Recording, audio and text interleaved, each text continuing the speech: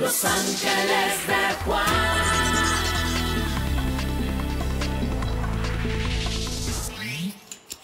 Señoras y señores, muy buenas noches. Les habla Juan Guillermo Ríos y estamos en Los Ángeles de Juan.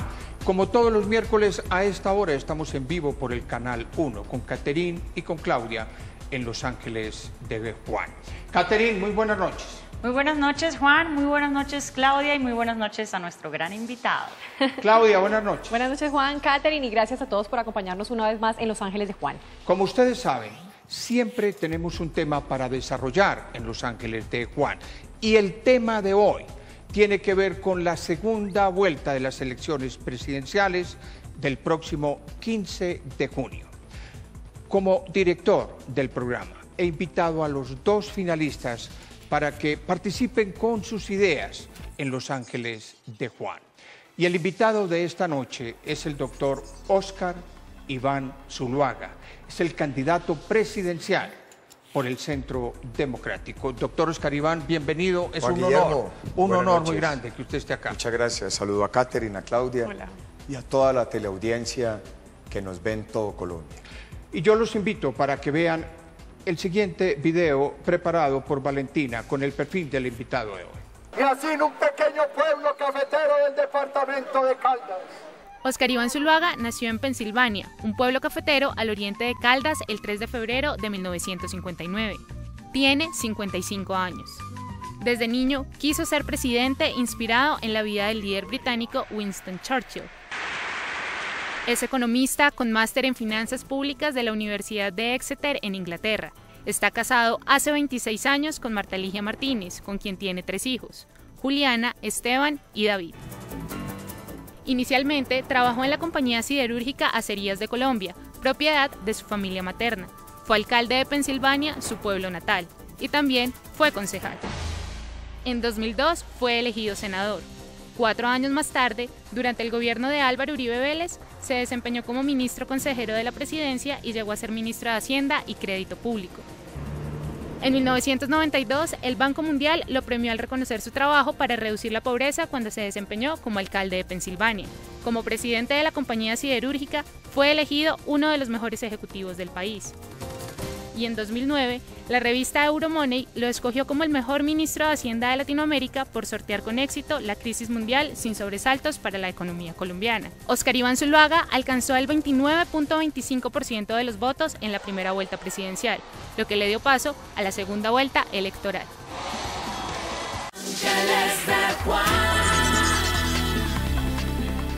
En vivo en Los Ángeles de Juan con el doctor Óscar Iván Zuluaga. De nuevo, bienvenido siempre y bienvenida a su hija Juliana y su hijo Esteban. Todos bienvenidos. Muchas gracias. Y la primera pregunta la hace Catherine. Doctor Zuluaga, bueno, nosotros en el país hemos visto un viraje en su discurso en torno a la paz en los últimos días, pero nos llama la atención a algunos de nosotros que la tesis del uribismo ha sido siempre reconocer a las FARC como un grupo terrorista y negar la existencia de un conflicto armado en Colombia. Claramente cuando usted dice voy a continuar con las negociaciones, ninguno de nosotros creemos que usted va a seguir el diálogo ni que se va a sentar con unos terroristas, pero entonces la pregunta es, ¿usted va a reconocer la existencia de un conflicto armado en el país y le va a reconocer el estatus a las FARC como fuerza beligerante? Mire, doctor Óscar Iván. Catherine, esa es una pregunta muy importante y debe entenderse lo siguiente. Nosotros hemos dicho que somos amigos de una paz negociada, pero una paz basada en condiciones. ¿Cuáles son esas condiciones? Que las FARC suspenda las acciones terroristas, no reclute más niños, no más minas antipersona, no más asesinato a sangre fría de soldados y policías, no más ataques contra la población civil, no más extorsión ni secuestro, no más atentados contra la infraestructura. Esas son las condiciones que le estamos y le vamos a exigir a las FARC si quiere una paz negociada. Porque claramente, como yo lo he repetido, las FARC son el principal cartel del narcotráfico del mundo y cometen todos los días acciones criminales contra los ciudadanos de bien. Y un grupo que comete esas acciones criminales es un grupo que hace terrorismo. ¿Qué es lo que hemos dicho en este acuerdo con el Partido Conservador?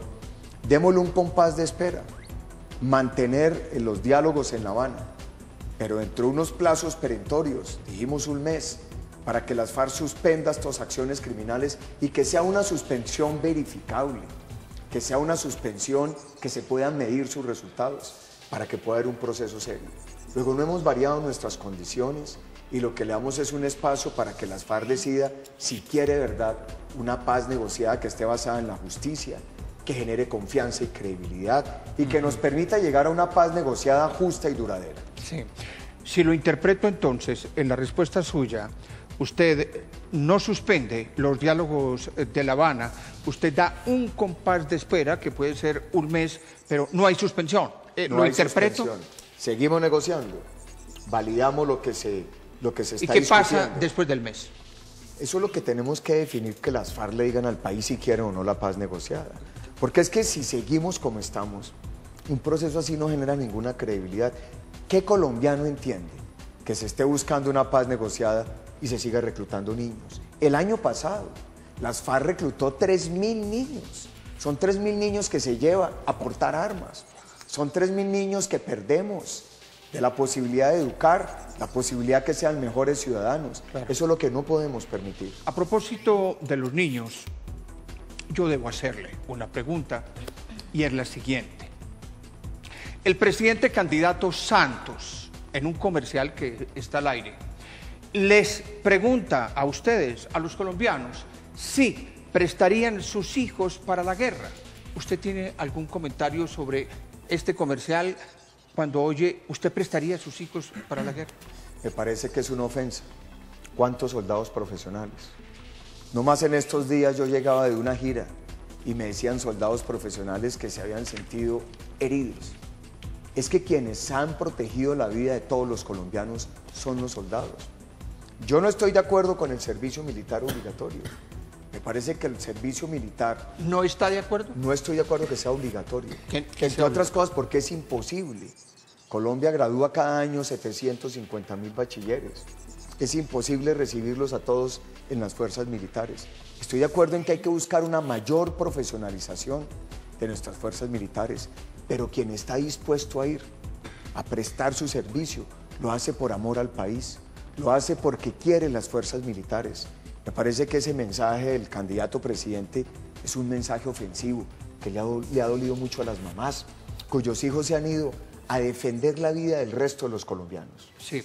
Claudia le va a hacer una pregunta, pero antes yo quiero una aclaración. ¿En Colombia hay una guerra? En Colombia lo que hay es un grupo, las FARC, que hace todos los días acciones terroristas y son el principal cartel del narcotráfico del mundo y actúan al margen de la ley. Y eso representa un desafío para la institucionalidad. Nos ha tocado librar esta guerra durante 50 años porque ha habido un grupo que no ha querido entender que es necesario la búsqueda de una paz negociada, pero suspendiendo toda acción criminal contra los colombianos de bien. Esa es la oportunidad que tendrían las FARC si realmente quieren la búsqueda de una paz negociada.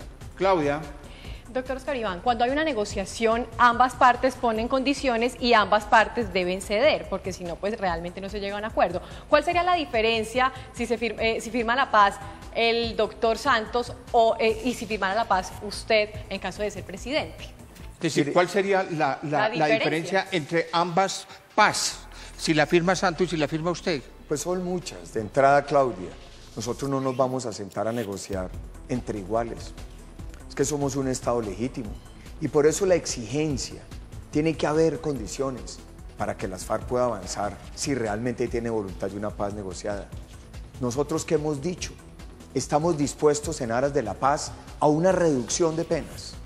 Un cabecilla de las FARC tendría que pagar 60 años de cárcel por todo el daño y todos los delitos que ha cometido contra los colombianos. En aras de la paz, yo he dicho que estoy dispuesto a una reducción de penas, 6 años. En aras de la paz, yo estoy dispuesto que un guerrillero raso que ha portado el uniforme, que ha portado armas, pueda ser elegible, pueda llegar a cargos de elección popular. ¿Y usted honestamente cree que un cabecilla de estos, por voto popular, sea elegido? Es que ni siquiera puede intentarlo, porque ha cometido crímenes atroces y delitos de lesa humanidad. ¿Y qué va a pasar Ellos ahí? tienen que pagar por el daño que le han hecho a la sociedad.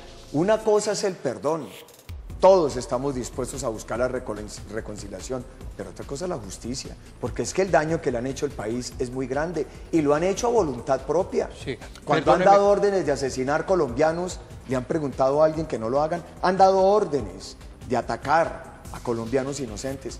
Tiene que haber justicia, o si no, un proceso de paz no va a generar el ejemplo que necesita la sociedad.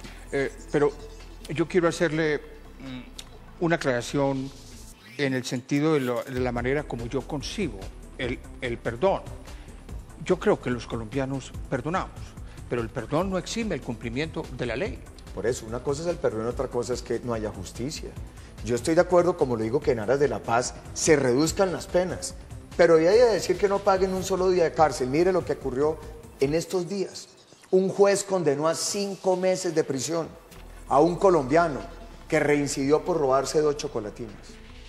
¿Podemos aceptar los colombianos que un cabecilla de las FARC, que ha cometido crímenes atroces y delitos de lesa humanidad, mañana no pague un solo día de cárcel? Eso sería inaceptable. Eso sería una paz basada en la impunidad. Mire, usted sabe que las reglas de oro del presidente Santos en el proceso de La Habana prácticamente son 2. Una, nada está acordado hasta que todo esté acordado. Y 2, negociar en medio del conflicto. ¿Usted mantendría estas 2 reglas de oro en caso de ser elegido presidente de la República? Ya he sido enfático, Juan Guillermo. Lo primero es que exijo condiciones. Y esa es la gran diferencia con lo que está haciendo el presidente Santos. El presidente Santos decidió sentarse con las FARC en un diálogo de iguales, sin ninguna exigencia. Y un proceso de negociación no es para darle gusto a las FARC. Un proceso de negociación es para interpretar lo que quieren los colombianos. Es que la paz le pertenece a todos los colombianos, no al presidente de la República. Sí, hombre, habitualmente cuando uno invita a los hijos de un candidato a la presidencia o de un presidente en ejercicio, pues uno no los invita para que estén ahí sentados. Yo quisiera pedirle un favor a Juliana. Si le tocara hacer una pregunta que nunca le ha hecho a su papá como candidato, ¿cuál sería?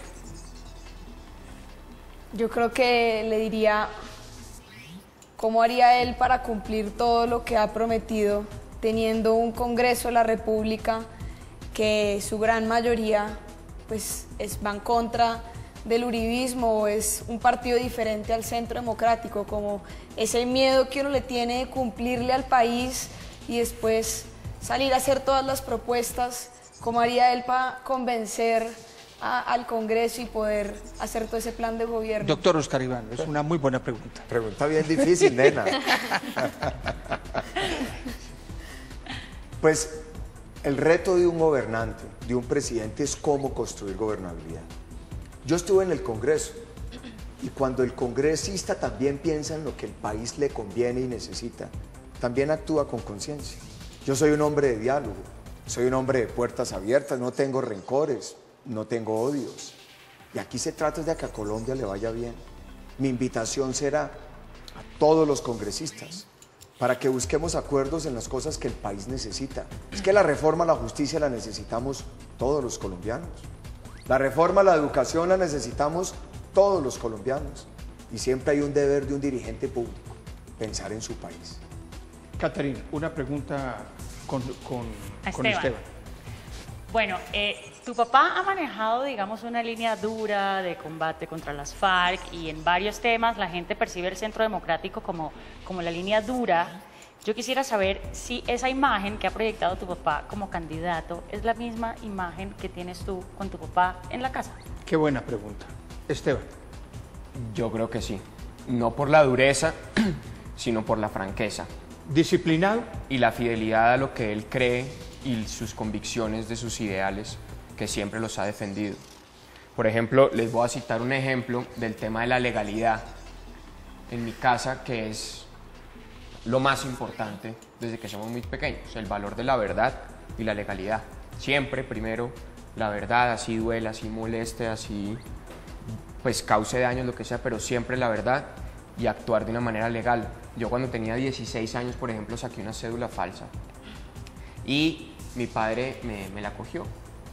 Y de castigo, en ese momento era ministro de Hacienda, me mandó a donde el general Oscar Naranjo a que denunciara a la persona que me había sacado el documento y que me explicara cuáles eran las implicaciones de la falsedad en documento público. ¿Y lo hizo?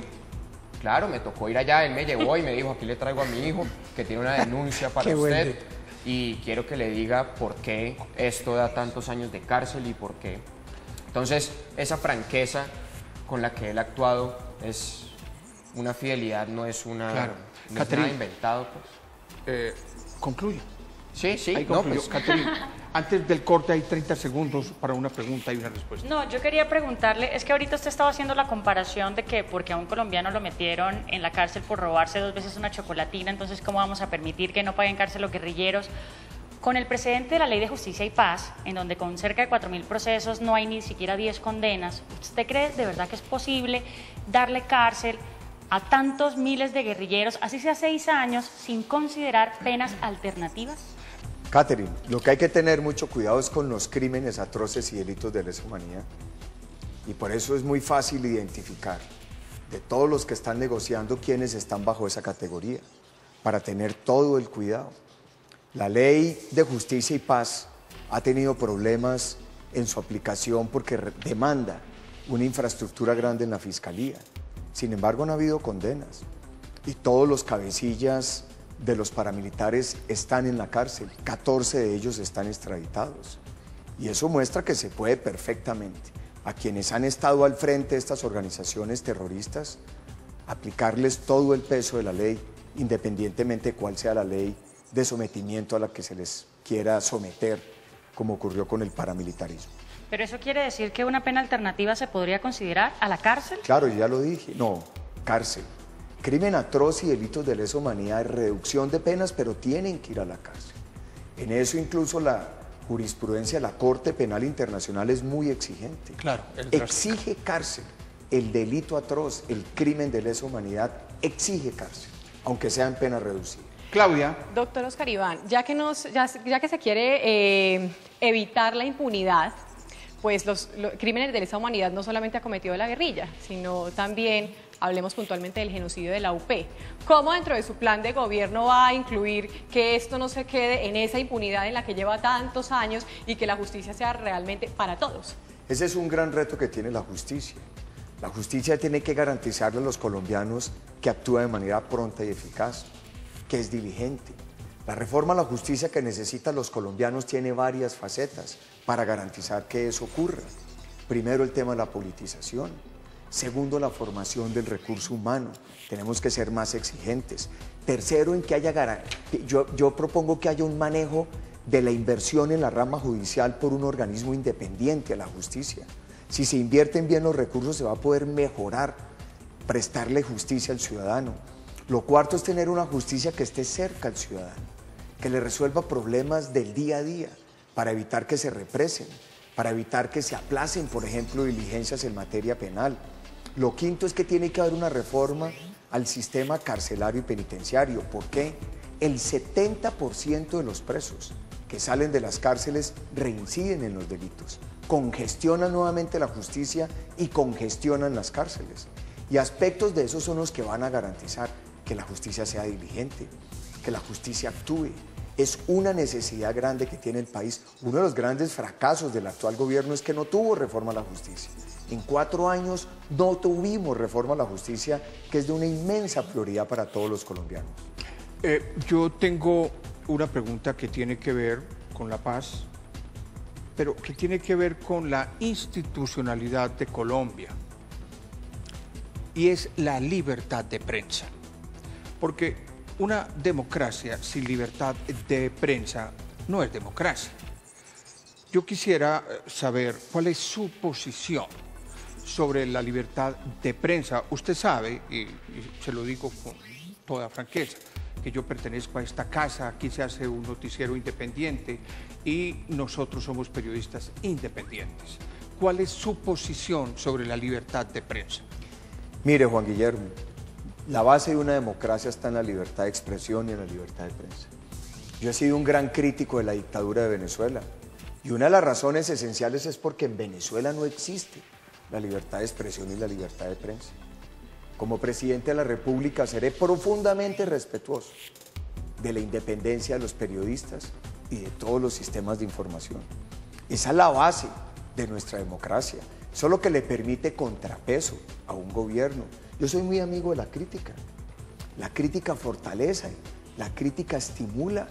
Quienes están en la oposición cumplen todo su derecho. Estar en la oposición es abrirle puertas a la sociedad, es mostrar otras cosas.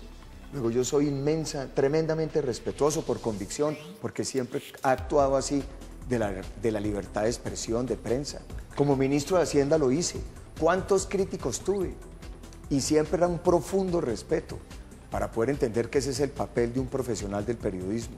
Informar con objetividad, con transparencia. Una de las cosas que más he criticado es que este gobierno ha invertido muchísimo, por ejemplo en pauta oficial. En esta campaña a veces ha sido muy difícil para mí poder tener acceso a espacios de información, por eso agradezco esta independencia, el que me hayan invitado, para poderme comunicar con los colombianos. Pero todos los colombianos puedan tener la tranquilidad que con Óscar Iván Zuluaga de presidente se va a fortalecer la libertad de expresión, la independencia, cada periodista cumpliendo su ejercicio profesional. Es decir, puedo yo ser enfático, radicalmente enfático, en que ni se le ha pasado por la mente a usted, a Óscar Iván Zuluaga, ni a su gobierno, en caso de que usted llegue a ser presidente, cerrar un medio de comunicación independiente. Jamás. Afirmar eso sería desconocer mi talante democrático. Ahí está mi trayectoria. Mis 28 años de vida pública tienen que servir de información y tienen que ser un punto para todos. Yo soy respetuoso, porque es que esa es la esencia de una democracia. Y yo siempre he actuado bajo ese principio.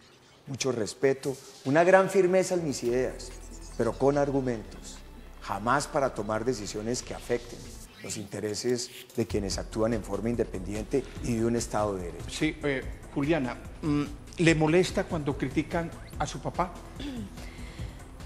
Duele, más que molestar, duele porque es tu papá, pero yo me he blindado muchos de los medios, he tratado de alejarme de Facebook, yo no soy activa en Twitter, trato de no leer noticias, porque la manipulación de los medios hoy en día es tal que yo ya no les creo nada de lo que dicen. El otro día también manipularon una información del Papa y ya decía, esto aquí es la tapa, entonces ya no les creo y ya cada crítica yo simplemente ya la dejo pasar y entiendo que la oposición no comparte nuestras mismas ideas. Esteban, cuando usted oye La Luciérnaga, que imitan a su papá o ve hablado en semana, ¿se ríe o le da rabia? No, es que la voz de mi papá es casi imposible imitarla, no han podido imitarla bien. ¿Por qué? No han podido imitarla bien. Y cuando Les ve ha costado hablado mucho en trabajo. semana, ¿Ah? y cuando ve las caricaturas de Blado en semana. Ah, no, esos son unos genios. Todos nos toteamos de la risa, de Matador, son muy chistosos como interpretan, por ejemplo, el tema del zorro de la Usted campaña. tiene tan buen humor como quienes lo critican. Sí. Los Ángeles de Juan. Regresamos en Los Ángeles de Juan con Óscar Iván Zuluaga. El siguiente informe especial lo hizo la periodista Linda Ballestas sobre el plan de gobierno del candidato Óscar Iván Zuluaga. Óscar Iván Zuluaga es el candidato a la presidencia por el Centro Democrático, bajo el lema Mano firme, corazón grande. Carlos Holmes Trujillo es su fórmula vicepresidencial y ambos prometen una Colombia distinta. Su plan de gobierno para el 2014-2018 tiene como base 4 pilares fundamentales. El primero es conocido como la seguridad democrática, la seguridad nacional, ciudadana y seguridad con justicia, para prevenir y sancionar actividades delictivas como el terrorismo y el narcotráfico.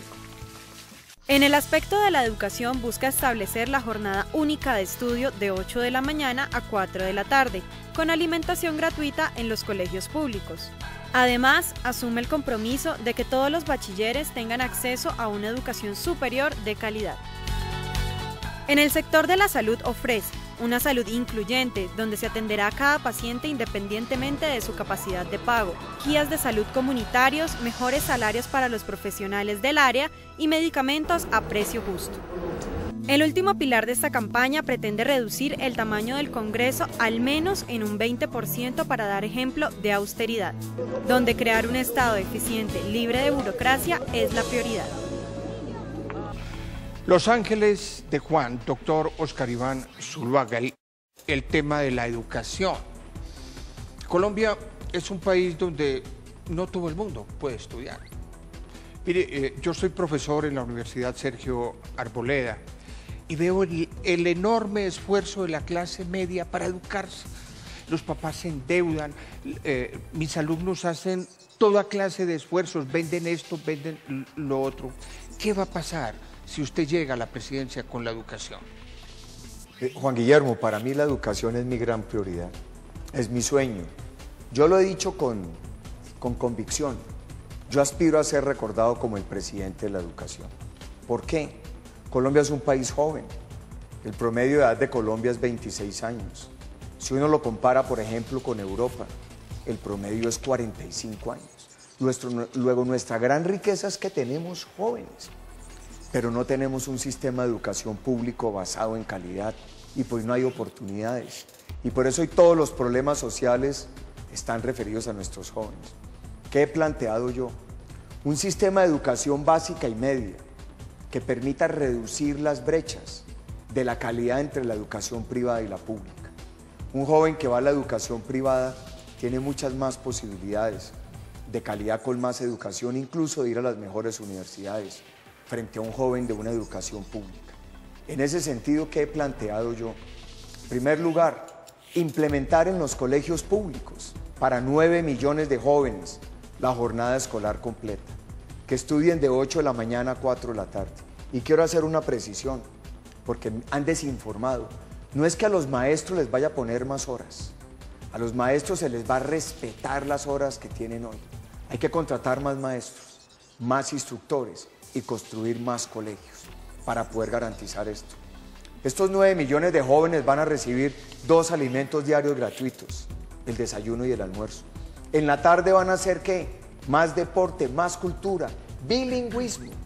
Que un joven salga de grado 11 hablando inglés y que salga de grado 11 con un título de técnico del SENA. Y esto empata con mi propuesta de educación superior. Garantizar que los 750.000 bachilleres de Colombia van a la universidad y a una carrera tecnológica de calidad.